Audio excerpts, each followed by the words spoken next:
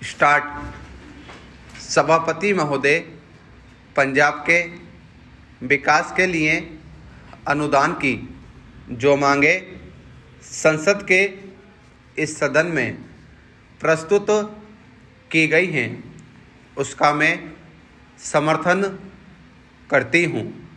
जैसा हमारे माननीय सदस्य ने कहा था कि पंजाब के विषय की बात है, केवल इसलिए नहीं बोलना है बल्कि इसलिए भी बोलना है कि पंजाब के सुख दुख के मामले में इस देश का हर आदमी अपना हिस्सा रखना चाहता है और उसे समझने की भी कोशिश करता है।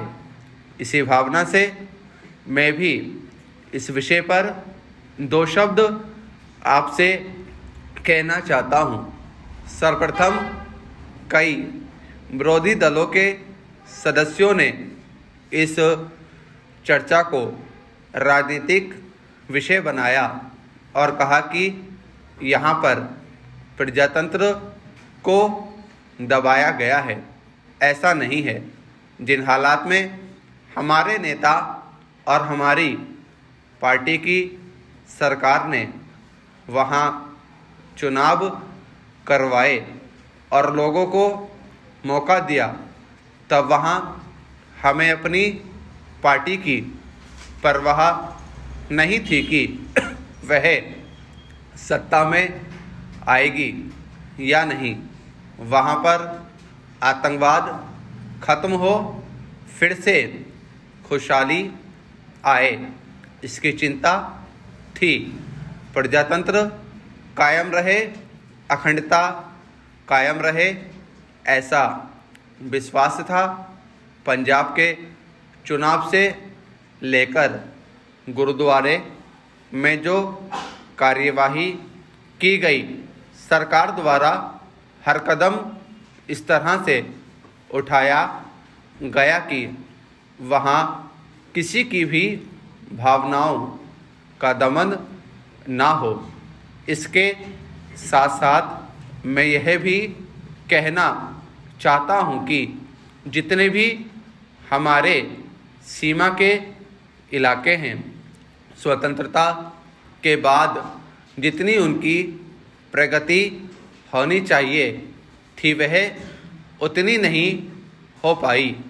चाहे पंजाब का गुरदासपुर का इलाका हो या हरियाणा का मेवात का इलाका, हम पार्टी के कार्यकर्ता के रूप में जब इन जगहों पर गए तो हमने देखा कि वहाँ यातायात के साधनों का पूरा विकास नहीं हुआ था, उनका अभाव था।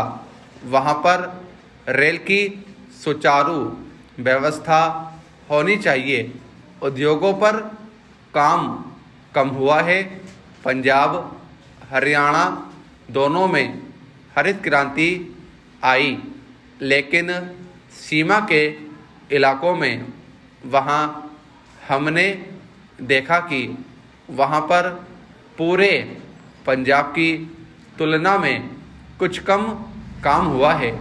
इसलिए मैं यह चाहता हूँ कि हम जो मांग पूरी करने जा रहे हैं, उसमें उनके विकास के लिए विशेष व्यवस्था करनी चाहिए, जिससे पूरे क्षेत्र में संतुलन हो और पंजाब के हर हिस्से के लिए सही रकम का प्रावधान भविष्य में किया जाए।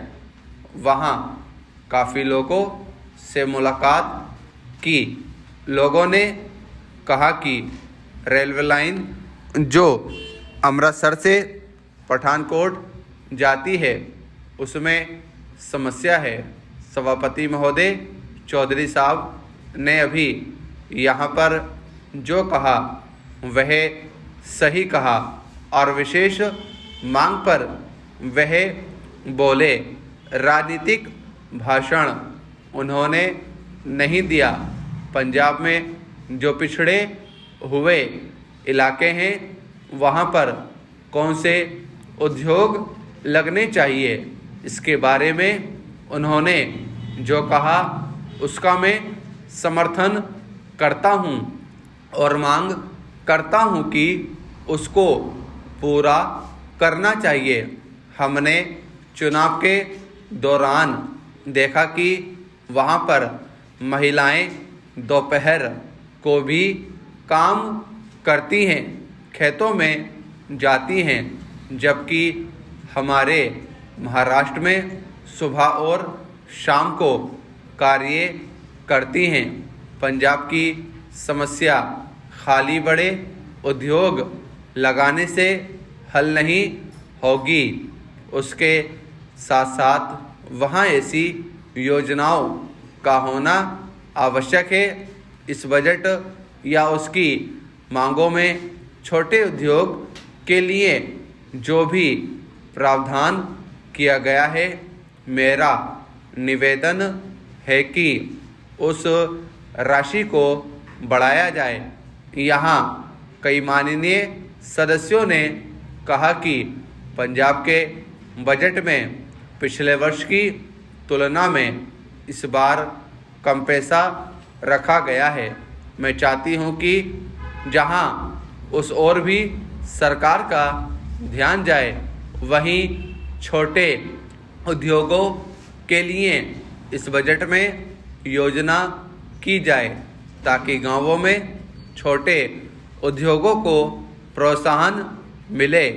मुझे गुरदासपुर के लोगों ने बताया कि वहाँ 500 के लगभग युवा गायब हो गए।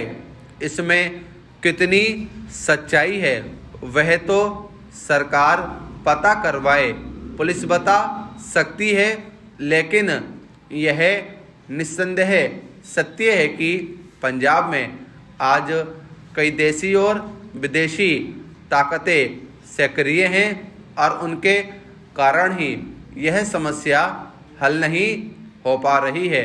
इसमें कोई दो राय नहीं है कि गरीबी ही आदमी की सबसे बड़ी कमजोरी होती है।